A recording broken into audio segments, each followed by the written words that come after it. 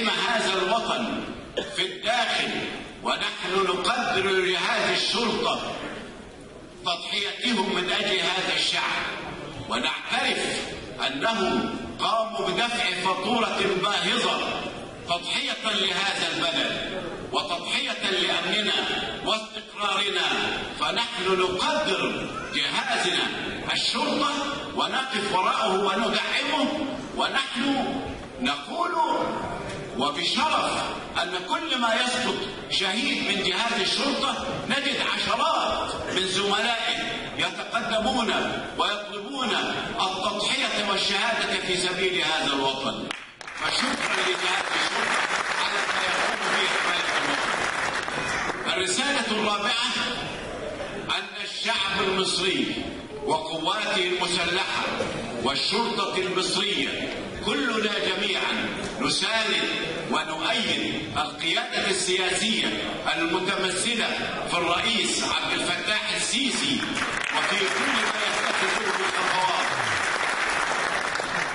سواء كانت سياسية أو اقتصادية أو اجتماعية أو توجهه إلى المنطقة إلى الشرق، وذلك لتنويع السلاح وتنويع المشاركة. نحن نؤيد كل ما يتخذه الرئيس عبد الفتاح السيسي شعبا وجيشا وشرطة، كلنا وراء هذا الرجل الفذ الذي أنقذنا من المصير المجهول الذي كان ينتظر هذا البلد العظيم.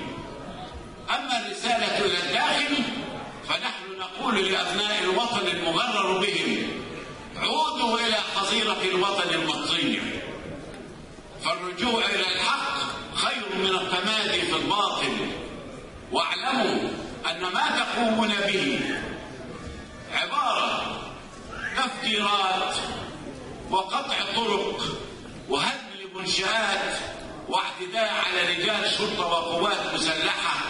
هذا لن يفيد شيء. ولو أنكم كنتم كما تزعمون أنكم تدينون بدين الإسلام وتقرؤون كتاب الله، فلا بد أن تعرفوا وتعلموا أن ربنا سبحانه وتعالى قال في محكم آياته: ومن يقتل مؤمنا عامدا متعمدا فجزاؤه جهنم خالدا فيها وغضب الله عليه ولعنه وأعد له عذابا عظيما. ورسول الإسلام صلى الله عليه وسلم يقول: لدماء المسلم أشرف عند الله من الكعبة المشرفة. فأنتم بأفعالكم تحاربون الله ورسوله، ولابد أن تعلموا لو أنتم تقرؤون كتاب الله ما جزاء من يحارب الله ورسوله ويسعون في الأرض فسادا، إنما جزاء من يحاربون الله ورسوله ويسعون في الأرض فسادا أن يقتلوا أو يصلبوا أو تقطع أيديهم وأرجلهم من خلاف أو ينفوا من الأرض. ذلك لهم خزي في الدنيا ولهم في الآخرة عذاب عظيم.